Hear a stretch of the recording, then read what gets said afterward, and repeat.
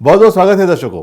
एक बहुत ही गंभीर विषय को लेकर आज हम आपके सामने आए हैं और काफ़ी दिनों के बाद आपसे हम मुलाकात कर रहे हैं इस प्रकार के विषयों को लेकर।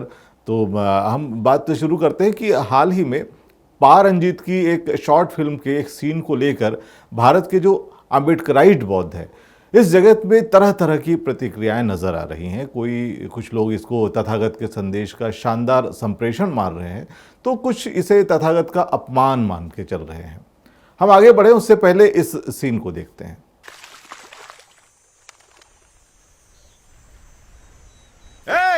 क्या माँ पागल हो गई है क्या? उतर। देवता पर पाँव रखती है। बुद्धा ने खुद कहा कि कोई भगवान नहीं, आपने उन्हीं को भगवान बना दिया। तुम नीचे उतरती हो कि नहीं? हट, कितनी जिद्दी लड़की है, बदतमीज। क्या पापा, कभी तो मुझे चैन से उड़ने दे दिया करो ना। बदतमीज लड़की कह रहा हूं ना, नीचे उतर, नीचे उतर, पढ़ाई कर, चल जा। इस दृश्य में किसान की बच्ची पत्थर से बनी बुद्ध प्रतिमा के कंधों पर चढ़कर किसी हवाई जहाज या पक्षी की तरह उड़ने का एक्शन करती है, एक्टिंग करती है। उसकी इस हरकत पर पिता की नजर पड़ती है। पिता उसको डांटते हुए कहता है, पागल हो गई है क्या? उतर, देवता पर पांव रखती है। लड़की जवाब देती है, बुद्ध ने खुद कहा कि कोई भगवान नहीं, आपने उन्हीं को भगवान बना दिया। एक पल के लिए पिता खामोश हो जाता है। उसके पास इस सवाल का कोई जवाब ही नहीं है।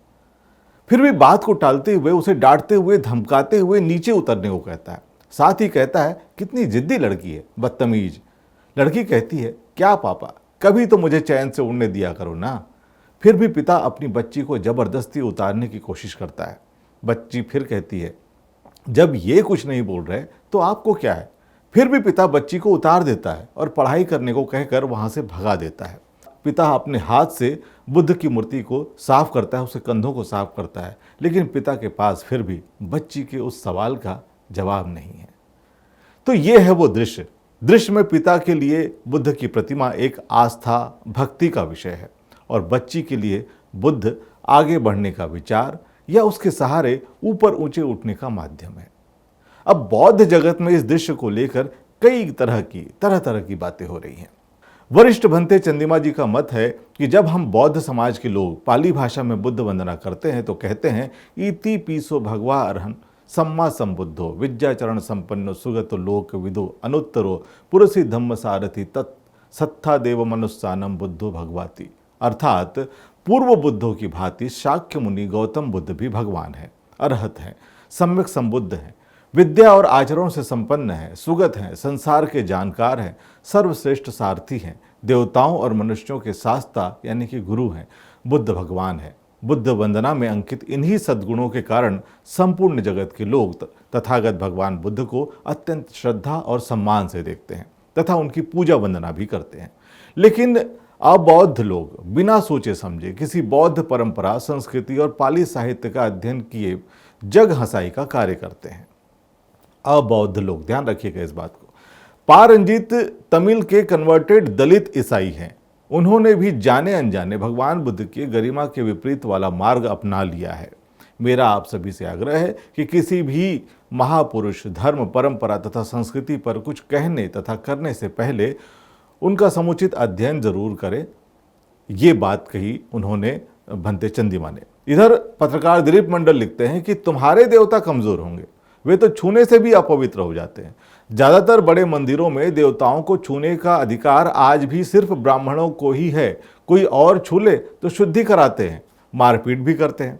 तथागत गौतम बुद्ध अलग हैं। बच्ची आसमान में उड़ने के लिए उनके कंधों का प्रयोग करना चाहती है तो वे खुशी से इसकी इजाजत देते हैं। इधर प्रोफेसर सुरजीत सिंह लिखते हैं कि तथागत बुद्ध के सामने हमारे 65 वर्षीय महापुरुष, परम पूज्य बोधिसत्व डॉक्टर बाबा साहब अम्बेडकर शीश नवाते हैं, सिर झुकाते हैं, उन्हें बहुत ही श्रद्धा भावना के साथ नमन करते हैं। मैं फिर भी उनके बताए हुए रास्ते पर चलता हूँ। न कि ईसाई मतावलंबी 38 साल के युवा डायरेक्टर रंजीत जानबूझकर किसी फिल्म में फिल्माए गए और डाले गए एक दृश्य के द्वारा तथागत बुद्ध की मूर्ति पर नहीं चढ़ जाता। इसके अलावा बौद्ध भिक्षुओं के मामले में भी डॉक्टर बाबा साहब भीमराव अंबेडकर अपने धम्म दीक्षा गुरु पूज्य भंते चंद्रमणि जी के पीछे सपत्नीक खड़े हैं, जबकि बराबर में भी कुर्सियां खाली पड़ी हैं, उस पर बैठे नहीं वो। बाबा साहब द्वारा यह अपने धर्मगुरु को सम्मान देने की और पूरी दुनिया के बौद्ध समाज को और अपने नव दीक्षित बौद्ध समाज को यह संदेश देने की कोशिश है कि एक बौद्ध भिक्षु, एक धम्मगुरु और उसके प्रवर्तक की ताकत, उसका सम्मान और उसका ओहदा मुझसे भी बड़ा है। इस मामले में कुछ लोग कह रहे हैं कि मूर्तियों पर कुत्ते, बिल्ली, कबूतर, पशु पक्षी आदि चढ़ जाते हैं। हाँ ठीक है, चढ़ जाते हैं, लेकिन उन्हें इस बात का एहसास नहीं होता कि वह मूर्ति कितनी प्रतिष्ठित या समाज में उसका क्या मोल है। उनको इस बात का कोई बोध नहीं है, ज्ञान नहीं होता। उसके लिए मूर्ति और बाकी अन्य पत्थर में कोई अंतर नहीं मालूम पड़ता, इसलिए कुत्ते, बिल्ली, पशु पक्षी चढ़ जाते हैं। लेकिन एक मनुष्य को इस बात का पता होना चाहिए, और जब फिल्म बना रहे हैं या कोई नैरेटिव सेट कर रहे हैं तो और भी सजग और सावधान होना चाहिए। फिल्मों में इस तरह की कल्पनाशीलता या मौलिकता से बुद्ध मूर्ति को विकृत करने, उसको अपमानित करने की कोशिश नहीं होनी चाहिए। ये बात प्रोफेसर सुजीत लिखते हैं। प्रोफेसर सुजीत आगे सुझाव भी देते हैं कि फिल्म निर्देशक 38 वर्षीय रंजीत को जो भी संदेश देना चाहते हैं, बुद्ध मूर्ति पर चढ़ाकर उस लड़की के माध्यम से ही क्यों देना चाहता है। वह उस लड़की को बुद्ध मूर्ति पर के नीचे खड़े होकर भी ये काम करवा सकते थे। इधर भंते धम्म शिखर का मानना है कि राजनीतिक और साहित्यिक लोगों को धम्म नहीं समझता, किसी की भी गरिमा भी नहीं समझती। बस मैं बुद्धिमान हूं, मुझे ज़्यादा अकल है, यही भावना सिद्ध करते रहते हैं। बाबा साहब अम्बेडकर की मनुष्य की गरिमा तथा स्वाभिमान की लड़ाई है, लेकिन राजनीतिक कम्युनिस्टवादी विचारधारा के लोगों को धम्म से कोई लेना देना नहीं है। लेकिन परम पूज्य डॉक्टर बाबा साहब अम्बेडकर को धम्म और धम्म की दीक्षा से लेना देना है। महान ज्ञानी, प्रकांड विद्वान बाबा साहब अम्बेडकर उम्र 65 वर्ष में सम्यक संबुद्ध की प्रतिमा के समक्ष अभिवादन कर रहे हैं। फिल्म के इस सीन को लेकर बहुत सारी बातें हो रही है, तो हिंदी, मराठी, तमिल, अंग्रेजी लगभग सभी भाषाओं में इस विषय पे बहस और चर्चा शुरू हो गई है। लेकिन इन सब के बीच एक अच्छी बात है कि सारगर्भित चर्चा हो रही है, और वो भी सभ्य और शालीन भाषा में, वरना धर्म और मूर्ति के नाम पर अक्सर खून हो जाते हैं। सोशल मीडिया पर गालियों और अपशब्दों की भरमार हो जाती है। यही तो खूबसूरती है बुद्ध धम्म की, और खास तौर से बाबा साहब द्वारा अनुप्रवर्तित इस बुद्ध धम्म की एक खूबी है कि जहां सारगर्भित चर्चा हो रही है, वहीं अब तक किसी ने भी फिल्म निर्देशक को गाली नहीं दी, ना ही उसको किसी प्रकार की कोई धमकी दी। इस चर्चा पर एक इंटरव्यू याद आ गया, जब एक भंते जी यानी कि बौद्ध भिक्षु से एक पत्रकार ने पूछा कि अगर कोई आपकी पवित्र पुस्तक त्रिपिटक को फाड़कर शौचालय के कमोड में फेंक दे तो आप क्या करेंगे। बताइए, बड़ा गंभीर सवाल है। बौद्ध भिक्षु ने बहुत ही आराम से उत्तर दिया कि मैं सबसे पहले प्लम्बर को फोन करूंगा ताकि नाली चौक ना हो जाए। इस पर पत्रकार को हंसी आ जाती है, स्वाभाविक है। फिर वो दूसरा प्रश्न पूछता है कि बामियान में बुद्ध प्रतिमाएं नष्ट कर दी गई, इस पर आप क्या कहेंगे। तो बौद्ध भिक्षु का जवाब था कि धम्म न तो मूर्तियों में है, न ही प्रेस पर छपी किताबों में। धम्म हमारे दिलों में है और हमारे व्यवहार में। जब तक हम जिंदा हैं तब तक किताबों को फाड़ने से कुछ नहीं होता है। किताब हम दोबारा छपवा लेंगे, मूर्तियां नई बना ली जाएंगी, लेकिन अगर हम अपने आचरण और अपने दिलों में धम्म को खो देते हैं और किताबों मूर्तियों को बचा लेते हैं तो कोई फायदा नहीं है। तब केवल मूर्तियां और किताबें रह जाएंगी, धम्म खो चुका होगा, उसके प्राण खो चुके होंगे। वहीं पर एक यूजर ने कमेंट किया कि पारंजित क्रिश्चियन है, उसकी बुद्ध धम्म में आस्था नहीं है, इसलिए वो ऐसा दृश्य दिखा रहा है। तो सवाल ये भी है कि क्या बुद्ध का धम्म आपने आस्था या भावना के वश में ग्रहण किया है। दरअसल बुद्धिज्म का संबंध भक्ति, आस्था से नहीं बल्कि तार्किक विचार वाले ज्ञान से है। ईश्वरवादी धर्म से अभी अभी परिवर्तित हुए लोगों को अभी और समय लगेगा आस्था वाली मानसिकता से बाहर आने में। स्वाभाविक है, बहुत अंतर्द्वंद होगा, मन नहीं मानेगा। मेरा मानना है कि एक न एक दिन बाबा साहब द्वारा अपेक्षित बुद्ध धम्म को अपनाने में आप भी सफल होंगे।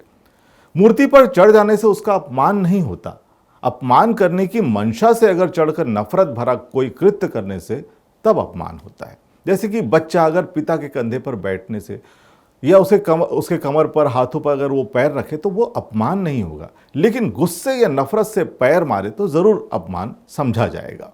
बुद्ध किसी भी क्रिया का शांतिपूर्ण तार्किक उत्तर देते हैं, हमें भी तार्किक उत्तर ही देना चाहिए। भावनाओं में बहकर प्रतिक्रिया करना बुद्ध ने हमें नहीं सिखाया, ये बाकी दूसरे धर्मों में ऐसा होता है। बुद्ध भी हमारे पुरखा हैं, हमारे बच्चों को उनकी गोद में खेलने, उनके विचारों के सहारे ऊंचे उठने की छूट तो हमें देनी ही होगी। हम खुद विचार करें कि हमारी प्रतिक्रिया तार्किक विचारशील है या भावनात्मक। आखिर समस्या है कहाँ? किसी दूसरे धर्म के व्यक्ति ने चूंकि इस दृश्य को निर्देशित किया है, क्या इसलिए हम परेशान हैं? या दृश्य अतार्किक है इसलिए? या छोटी बच्ची ने अपने नन्हे पैर तथागत के कंधे पर रख लिए इसलिए?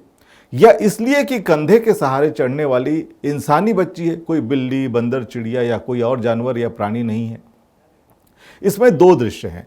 एक तो जिसमें छोटी बच्ची मूर्ति के कंधों पर पैर रखकर खड़ी होती है, यानी कि पैरों से छूती है। दूसरे दृश्य में वो उसका जो पिता है वो हाथों से मूर्ति के कंधों को साफ करता है, यानी कि हाथों से छूता है। अब इन सवालों पर भी गौर करें कि अगर बच्ची पैरों की जगह कंधों पर हाथ रखती तो क्या हम उसको स्वीकार कर लेते या हमारी इस तरह की प्रतिक्रिया होती? क्या हम हाथों को पवित्र और पैरों को अपवित्र यानी कि अछूत मानते हैं? मनुस्मृति के अनुसार शूद्रों का जन्म पैरों से हुआ है और इसीलिए शायद पैर अपवित्र माने जाते होंगे, अछूत माने जाते होंगे। सवाल ये भी है कि शरीर के किन किन अंगों को हम अछूत मानते हैं। फिर भी कुछ दिनों बाद हम सप्ताह के दिनों को और कई चीज़ों को भी शुभ अशुभ मानने लगेंगे। निर्देशक अगर क्रिश्चियन के बजाय बुद्ध धर्म का होता तो क्या हम उसको स्वीकार कर लेते? क्या हम अन्य धर्म के लोगों को अपवित्र या अछूत मानते हैं? असहिष्णुता पर हम अक्सर सवाल उठाते हैं, लेकिन हम खुद कितने सहिष्णु हैं इस पर भी हमें सोचना पड़ेगा। सेना से सेवानिवृत्त हुए एक फौजी सचिन बौद्ध लिखते हैं कि किसी घटना का आपराधिक विश्लेषण करते समय उद्देश्य देखा जाना सर्वाधिक महत्वपूर्ण है। दुनिया भर में आपराधिक न्यायशास्त्र का क्या एक स्थापित कानून है? क्या बुद्ध के कंधे पर चढ़ते समय बालिका की मंशा दूषित थी, उद्देश्य अपवित्र था? जितने भी ट्रेलर रिलीज हुए हैं उससे प्रतीत होता है कि यह बालिका बुद्ध के कंधे पर चढ़कर दुनिया देखना चाहती है। कंधे पर चढ़ना एक प्रतीक है। इसका आशय यह है कि वह बुद्ध की नज़रों से दुनिया देख रही है, बुद्ध की शिक्षाओं आलोक में दुनिया देखना चाहती है। वह अपने पिता से मासूम सा सवाल भी करती है, तुम बुद्ध को भगवान क्यों मानते हो? पिता निरुत्तर हो जाता है। उल्लेखनीय है कि भगवान बुद्ध अलौकिक चमत्कारिता वाले भगवान नहीं हैं। बुद्ध के संदर्भ में भगवान का अर्थ भग्ग रागो, भग्ग दोषो, भग्ग मोहो ति भगवा, अर्थात यानी कि अपने चित्त से राग, द्वेष और मोह का समूल नष्ट कर दिया है। इस अर्थ में वो भगवान है। जब स्वयं भगवान बुद्ध ने राग द्वेष नष्ट कर दिया है तो बुद्ध के नजरिए से दुनिया को देखने की आकांक्षा रखने वाली इस मासूम सी बालिका से हम कैसा द्वेष रख रहे हैं? हाँ, यह बालिका बुद्ध की मूर्ति को नष्ट कर रही होती या किसी अन्य प्रकार से उसका बुद्ध के अपमान का उद्देश्य स्पष्ट होता तो कंधे पर चढ़ने की आपत्ति जायज होती। दूषित मंशा वाले किसी वयस्क या अबोध बालक बालिका में इतना अंतर तो हम कर ही सकते हैं ना। वाकई सचिन, अक्सर ही जब बाबा साहब और तथागत की प्रतिमाओं को नफरत, गुस्से से कोई तोड़ फोड़ जाता है, तब हम भी तो यही बात कहते हैं ना कि देखो उनके विचार कितने क्रांतिकारी और परिवर्तनवादी होंगे, जिनकी मूर्तियों से भी मनवादियों को डर लगता है, खतरा महसूस होता है। वो सिर्फ मूर्तियां नष्ट कर सकते हैं लेकिन विचार नहीं। मूर्तियां भी हमने ही बनाई है। तथागत बुद्ध ने नहीं कहा था बनाओ कि जाओ और मूर्ति बना लो, तार्किक विचार हो या न हो, मेरी मूर्ति के सामने सिर्फ सिर झुका देना और मैं प्रसन्न हो जाऊंगा। सदियों से मूर्तियां तोड़ी गई हैं भाई, मिट्टी में दफन कर दी गई, लेकिन ज्ञान विज्ञान के विचार थे तो टूटी मूर्तियों ने भी धम्म प्रसार कर दिया। बुद्ध विज्ञानवादी तर्कपूर्ण विचार है और विचारों का, ज्ञान का कैसा मान अपमान? महानता मान अपमान से परे होती है। वाकई बुद्ध का धम्म इतनी इजाजत तो देता है कि भंते भी आधुनिकता और वैज्ञानिकता को अपना सकते हैं, वरना बुद्ध के बाद मार्शल आर्ट नहीं अपनाया जा सकता था, क्योंकि बुद्ध तो शांति का संदेश देते हैं। भंते मोबाइल फोन और यातायात के साधनों का उपयोग नहीं कर पाते, क्योंकि बुद्ध तो पैदल चारिका करते थे। बुद्ध के संदेशों विहारों में प्रवचनों तक ही सीमित रखना पड़ता। उनकी शिक्षाओं को गीत संगीत में ढालकर या एनिमेशन फिल्में बनाकर प्रस्तुत ही नहीं किया जा सकता था, क्योंकि उसमें बुद्ध के चित्र को अलग तरीके से प्रस्तुत किया जाता है। बच्चों में प्रचार प्रसार के लिए एक तरफ वो दकियानुसी धर्म वाली भी अपनी कट्टरता को भूलकर छोटा भीम, माय फ्रेंड गणेशा या कृष्णा के कार्टून कैरेक्टर बनाकर आधुनिक साधनों का उपयोग करते हुए प्रसार की अनुमति देने लगे हैं। वहीं हम लोग विज्ञानवादी, आधुनिक विचार वाले, धम्म के गुरु तथागत की मूर्ति के प्रतीकात्मक प्रयोग की अनुमति देने से हिचकिचा रहे हैं? क्यों, क्या हुआ? आधुनिकता विज्ञानवाद के बजाय भावनाओं की भक्तिधारा क्यों बहने लगी? क्या असल चित्र यही है? क्या हमारी भी भावनाएं आहत होने लगी, या हम भी खुद को धर्म रक्षक समझने लगे? कहीं ऐसा तो नहीं कि जोश जोश में हमने धर्म तो अपना लिया या इस धम्म में आ तो गए, लेकिन विचारों में परिवर्तन आना अभी बाकी है? अपने विचार कमेंट सेक्शन में जरूर लिखिएगा, जरूर बताइएगा कि आप क्या सोचते हैं। बहुत बहुत धन्यवाद।